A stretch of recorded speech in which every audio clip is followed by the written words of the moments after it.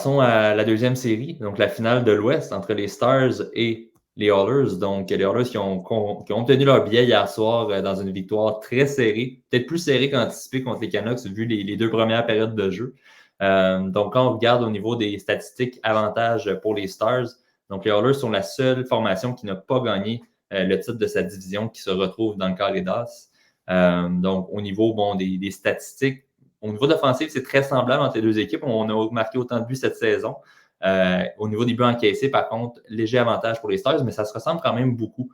Donc, c'est tout de même surprenant quand on regarde justement le fait que les Stars ont quand même obtenu un peu plus de points au classement. Donc, peut-être davantage de matchs serrés, que ce soit pour les victoires ou les défaites du côté des Stars, contrairement aux Oilers, qu'on a eu des matchs à plus haut pointage parfois lorsqu'on perdait. Et sinon, par la suite, avantage numérique, avantage pour les Oilers, mais désavantage numérique, avantage pour les Stars. Donc, ça aussi, ça sera à surveiller dans cette série-là, qui pourrait être un facteur très important pour les deux équipes. Et au niveau des confrontations, un peu comme dans l'Est, on voit, c'est les Stars qui ont eu l'avantage 2 victoires en temps réglementaire et une défaite en prolongation cette saison. Sans surprise, messieurs, les Stars sont hautement favorisés par notre équipe. Donc, vous y allez également avec les Stars. Julien, je vais te laisser commencer cette fois-ci. Tu as choisi les Stars pour cette série-là. Ouais, ben, tu sais, ils ont sorti Vegas puis Colorado, probablement les deux plus grosses équipes de l'Ouest. Puis de l'autre côté, les Oilers, ils n'ont pas affronté des grandes équipes. Tu sais, ils ont affronté Vancouver diminué. Puis, tu sais, au premier tour, normalement, c'était supposé d'être une formalité. Ça en a été une, finalement. Euh, donc, les Oilers n'ont jamais affronté une aussi bonne équipe et aussi complète de partout. Puis à l'inverse, les Stars, c'est probablement le défi le plus facile étant donné les lacunes qu'il y a en arrière. Donc, puis le jeu collectif qui n'est pas à point. Donc, c'est difficile de faire autrement que de prendre pour les Stars.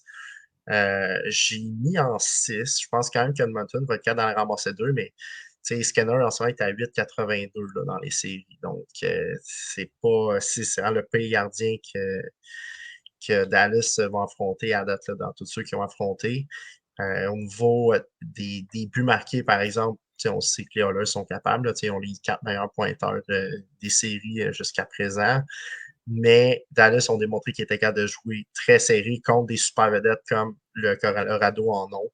Donc, non, bon, pour moi, c'est même pas une question. Là. J'aurais pu les mettre en 5, j'aurais pu les mettre en 4, mais je peux pas croire qu'Edmonton va se faire autant là avec ça. Là. Il va quand même avoir de la fierté. Puis ils ont quand même des X-Factors. McDavid, Draisaitl, s'ils décident d'en mettre une ou deux dedans, ils peuvent. Là. Mais ça reste qu'au terme d'une série, là, je pense qu'en 6, ça va être pas mal ça. Ouais, en même temps, écoute, il y a 2 ans, Colorado a mis fin au parcours des Oilers en 4 en finale de Ouais, l'Ouest. Donc, c'est possible aussi là, que ça se ça se termine peut. de façon expéditive. Donc, Éloi, tu es aussi allé pour les Stars. Ouais, je suis aussi allé avec les Stars. Ce qui est intéressant aussi par rapport au tableau qu'on a vu tantôt, c'est dans le fond le nombre de buts marqués qui est exactement le même en saison régulière. Donc, on parle souvent de l'offensive incroyable du côté d'Edmonton, mais Dallas, ils sont également capables de marquer des buts à la pelletée.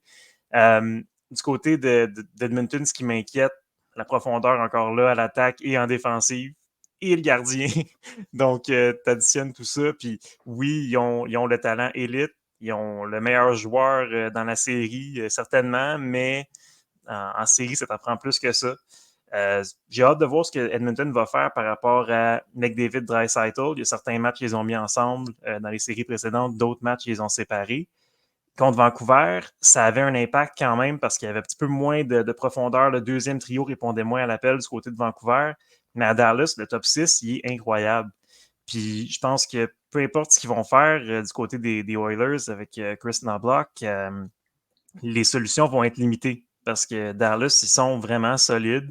Puis il y a certains matchs que McDavid, Draisaitl, ça marquera pas. Donc j'ai mis Dallas en 6. Je pense qu'Edmonton va quand même aller en chercher 2. Dallas n'a pas toujours réussi à jouer 60 minutes là, dans les séries précédentes. On l'a vu contre l'Avalanche. Mais ceci dit, Edmonton aussi a eu de la misère à jouer 60 minutes à quelques reprises. Donc, ça va être, je pense que ça va aller des fois back and forth un peu. Mais il n'y a pas de doute qu'avec devant le filet, avec la profondeur, avec le fait que McDavid, Draisaitl n'ont pas affronté un top 6 aussi solide encore, je vais devoir y aller avec Dallas en 6. Ouais, ben en fait, 8 personnes sur 9 au sein de l'équipe ont pris les Stars. Évidemment, la seule personne qui prend les Oilers, c'est moi. Donc, sans surprise, mais écoutez, c'est sûr, c'est vraiment plus un choix de cœur parce que si j'y vais avec toute logique, puis j'en parlais un peu avec Julien plus tôt avant le podcast, mais pour moi, les Stars risquent de finir ça probablement peut-être en 5, cette série-là. Quand on regarde les alignements des deux équipes, je serais vraiment pas étonné. Ce qui aussi, il faut prendre en compte, les Kings avaient une fin de saison quand même plus difficile, puis c'est pas une machine offensive non plus. Les Canucks sont l'équipe qui ont tiré le moins de toutes les séries éliminatoires parmi les 16 équipes en moyenne de tirs par match. Et Dallas, c'est pratiquement 10 tirs de plus par match que Vancouver. Donc, et on sait, on en parlait, la défensive n'est pas exceptionnelle du côté d'Edmonton. Donc, je vois pas comment on pourrait justement ne pas encaisser plus de buts et ça risque de causer la perte des Oilers, je veux pas. Je pense quand même qu'on va aller chercher quelques rencontres. Et là, évidemment, dans ma prédiction, j'y vais avec les Oilers en 6. Donc, théoriquement, on irait chercher 4 matchs, mais j'ai quand même peu d'espoir à ce niveau-là. Ce qui peut, par contre, être intéressant, c'est que la dernière fois que les Oilers se sont rendus en finale de l'Ouest, on avait des Draisaitl et McDavid qui étaient blessés tous les deux. Cette année, sans dire qu'on est à 100%, on le voit, les deux sont quand même pas mal à leur meilleur niveau. McDavid n'a pas une tirée à tout casser contre les Canucks. Ça a été plus difficile. Draisaitl a connu une excellente série.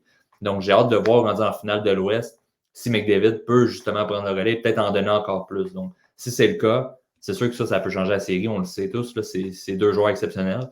Mais j'ai l'impression que ça risque d'être difficile, surtout sachant que les Stars n'ont pas de problème sur la route en série. Donc, même si on est très bon à domicile du côté des Oilers, ben, dans cette série-là, je ne pense pas que ça va avoir un impact sur les résultats pour Dallas. Donc, il faudrait vraiment aller en chercher au moins une dans les deux premiers matchs à Dallas et par la suite espérer encore partager les deux, le troisième et quatrième match ou aller en chercher deux à la maison. Mais je donne pas cher de la peau quand même des Oilers, malgré ma prédiction qui va à l'inverse. Je vais te donner un argument quand même. En éliminatoire, pour l'instant, Dallas, en désavantage numérique, on est à 69%. Edmonton, il y a un avantage numérique comme celui d'Edmonton. Si Dallas ils ont de la misère côté structure défensive en désavantage numérique, ça peut avoir un impact. Bon, je pense quand même que Dallas va l'emporter, mais si ça peut te rassurer un peu. Ouais, puis tu sais, Dallas, ils ont juste à. Au final, ils rentrent dans la tête d'un ou deux joueurs, puis c'est fini. Ils n'en ont pas d'autres. Edmonton, c'est pas réparti comme dans le cas des Stars. Tu as une fois de temps en temps, tu as le quatrième trio d'Adonov qui peut t'en poter un. Tu as Johnston avec Ben qui sont incroyables. Tu as le trio de Seguin avec Duchesne aussi qui produit. Un des moins bons trios, c'est justement celui de Rupins, mais ça reste un excellent trio aussi. Fait que, tu sais, c'est vrai, ils ont une profondeur qui est hallucinante à l'attaque. Fait que, je pense que. Mais oui, l'avantage numérique, des avantages, c'est vraiment là qu'il y a le plus gros gap entre les deux. Mais, tu sais, si les Stars jouent cochon, mais dans les limites, je pense que dans tous les autres niveaux, on disait 10 tirs de plus que la série Vancouver à 8,82, 10 tirs de plus, c'est à peu près un but et demi de plus. Là. C'est pas. Ça fait beaucoup de buts, ça. Ouais, il y a ça. Ouais.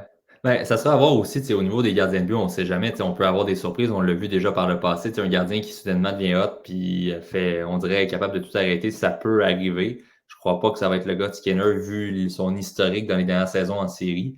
Mais quoi, bon, on a gagné ces 2 derniers matchs, n'a pas concédé beaucoup de buts, donc peut-être ça peut ramener un peu de confiance à ce niveau-là. Ce que je prends aussi en compte, c'est que quand on regarde du côté des Stars, tu parlais du fait qu'on a énormément de profondeur, mais en même temps, Ince ne connaît pas des bonnes séries cette année, à l'inverse de l'an passé, où qui était le meilleur joueur de l'équipe.